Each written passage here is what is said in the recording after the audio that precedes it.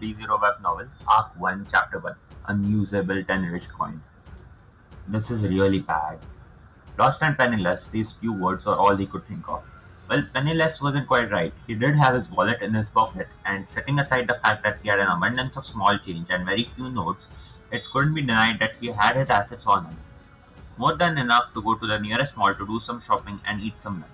But even so, he could only be called penniless. Looks like the currency around here is completely different after all. Flipping the rare rich 10 yen coin he was holding, Rajat sighed deeply. He was an unremarkable youth wearing short black hair and average stature. He had some muscularity which combined with his cheap jersey gave off the air of an athlete. His sharp eyes were his only noteworthy feature, and even now they drooled helplessly. The banality of his appearance was such that one could instantly lose him in a crowd. However, the gazes directed at him were those of wonder and incomprehension, as if they were looking at something strange. Obviously, there wasn't a single person sporting black hair or a jersey among those looking at him. The hair varied extensively: blonde, white, brown, green, blue, and so on. Furthermore, the outfits were armor, dancers' clothes, monotone robes, and more, which possessed a certain vibe. The youth could only cross his arm in comprehension as their brazen gazes washed over him. So basically, it's like that, huh? Snapping his fingers, he pointed at those who were staring at him. Seems like I have been summoned to another world. Before his eyes, a carriage drawn by a massive lizard-like being passed through. Natsuki Subaru was born in Heisei-era Japan's pressure-free education system. He had lived 17 years, and to describe his life would take 17 years in itself. Setting that aside, his present situation could simply be described as high school third year, shut-in, or in more detailed terms, a piece of trash who disregards everything, even his parents, to shut himself in his shell even with his entrance exams right around the corner. There was no particular reason for his solitude. On typical weekdays, he would occasionally think getting up now would be a pain, and then that became an impetus to cut off school. With his absences steadily increasing, before he had realized it, he had become an exemplary shut-in who brought tears to his parents. He spent his days in sloth, plunging ever deeper into the net with minimal communication. The result being a summoning to another world, huh? I really don't get it myself. Reconfirming his surroundings yet again, he heaved his uncleaned sigh. He had moved from the street he was on and was presently sitting in a somewhat dim alley. The ground was tame, a rough job compared to modern-day Japan, but it wasn't bad. Supposing this is an isekai, I guess this must be a standard medieval civilization. I don't see any machinery, they build with stone and wood. He thought back to the sights he had seen on his way to the alley and organized the information in his head. He would frequently let his imagination run wild. As a result, was more than prepared for the present situation. First, calmly analyze the period's culture and its differences with Japan. Ascertain any differences in the laws of physics and the possibility of contact with humanoid organisms. These were his priorities. Alright, let's do this. I'm not imagining you guys, I'm fairly certain about the level of civilization. It seems like my money won't be of any use, but I took the opportunity to speak to a shopkeeper and we had no problems communicating. Upon realizing he had been summoned, the first thing Subaru did was attempt to negotiate with a grocer. Having attempted to purchase the apples with his Japanese yen, he was promptly denied. It seems like this world used gold, silver, and copper coins as its currency. The inherent value of this currency was easy to understand, certainly befitting an isekai.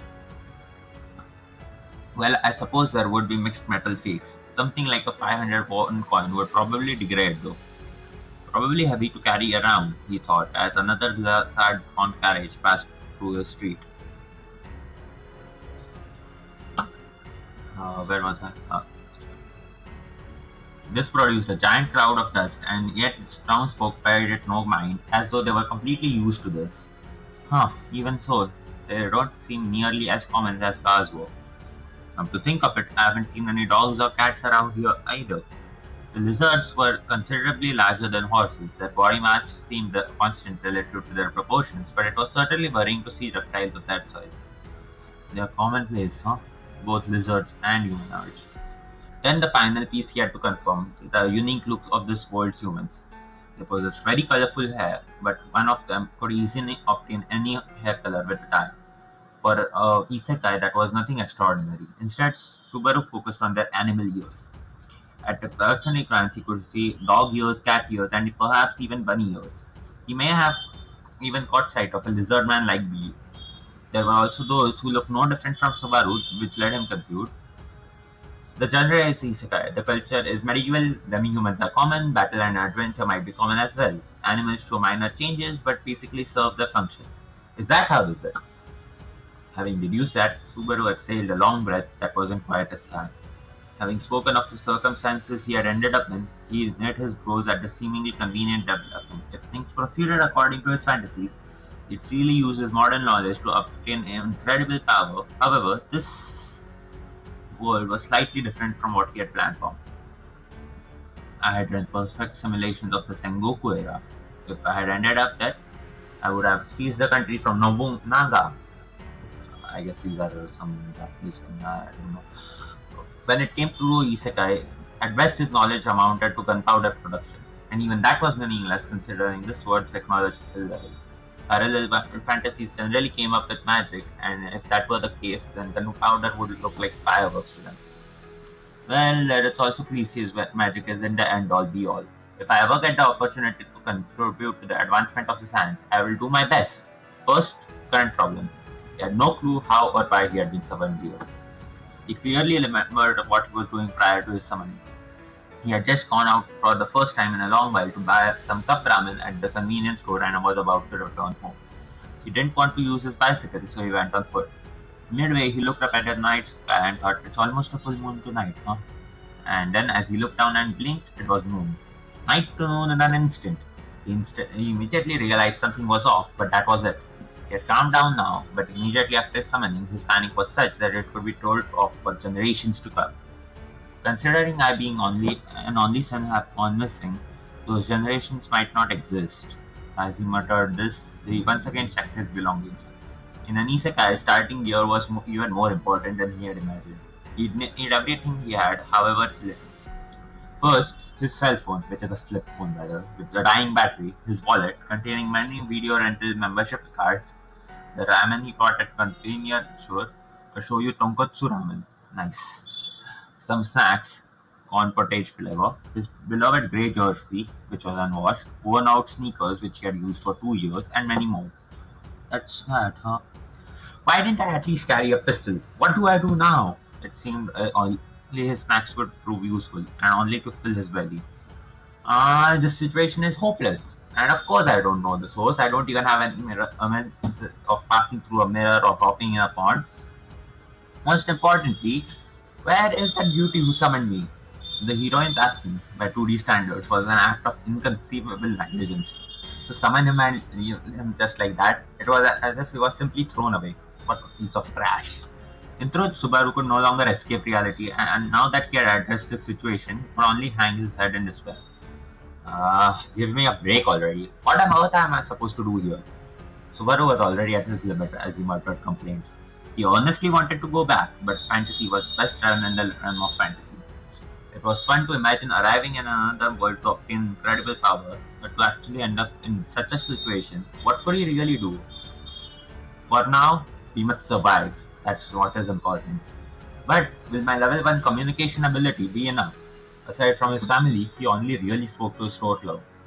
He had lived like this for almost a year now, and he had forgotten how to navigate social interactions. Even though I can type at speaking speeds in online chat, Subaru moved his fingers nervously as he contemplated his future in despair. However, his expression changed when he heard the sound of footsteps echoing through the alley. He looked up to see three men blocking his exit. Now, I'm just making an note here. Sengoku era is an era in the past of Japan. Subaru makes a lot of references, and at the end here, I will try to explain all the references I got. Sengoku era refers to the Sengoku Jedi era, where Japan was fighting itself in a civil war for like 130 years straight, and Nobunaga is the guy who helped end that era. So Subaru had prepared for that era apparently, which happened from roughly the mid 1400s. I don't remember the exact dates, but that's something like that. Let me look it up. Yeah, it lasted from 1467 to 1615. But and Oda Nobunaga was an important figure in that war. Anyway, and so that level of Japan would have like very few gunpowder weapons, very such things. But Subaru's world apparently is like at least 200 years ahead of that. So he's confused. Anyway, that's all. I will explain any future references as they come along. Hope you like it and share with everyone. Goodbye.